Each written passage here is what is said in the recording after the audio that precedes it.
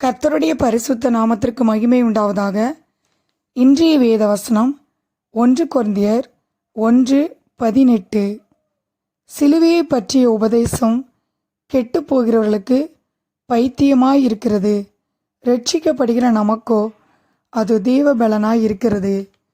இயேசு சிலுவையில் சிந்தின இரத்தத்தினாலே விலையேற பெற்ற ரட்சிப்பை நமக்கு தந்தார். நம்மை ரட்சிக்க கிறிஸ்து இயேசு உலகத்தில் வந்தார்.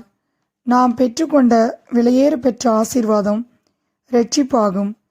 எல்லா மனுஷரும் இரட்சிக்கப்பட அவர் சித்தமுள்ளவராயிருக்கிறார் என்று 1 தீமோத்தேயு 2:4 வாசிக்கிறோம்.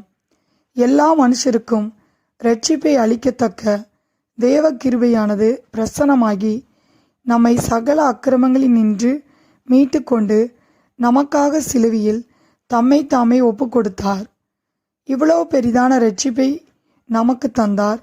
நாம் பெற்றுக்கொண்ட இரட்சிப்பை குறித்து கவலையற்று இருக்கக்கூடாது. சிலுவையின் உபதேசம் கெட்டு போகிறவர்களுக்கு பைத்தியமாயிருக்கிறது, ரட்சிக்கப்படுகிற நமக்கோ அது தேவ பலனாய் இருக்கிறது. இயேசு கிறிஸ்து நம்மை இரட்சிக்க வல்லவர். நாம் அவரை விசுவாசிப்பதின் மூலம் இந்த இரட்சிப்பை பெற்றுக்கொள்கிறோம். தேவ கிருபையானது நம்மை இரட்சித்து நமக்குள்ளே தேவ பக்தியையும் ஆவிக்குரிய புது ஜீவனையும் உருவாக்கின்றது. ஆம் பிரியமானவர்களே, நாம் கிருபையினாலே விசுவாசத்தை கொண்டு இரட்சிக்கப்பட்டோம். இது நம்மால் உண்டானதல்ல, இது தேவனுடைய ஈவு. 1 கொரிந்தியர் 1:18 வாசிக்கிறோம்.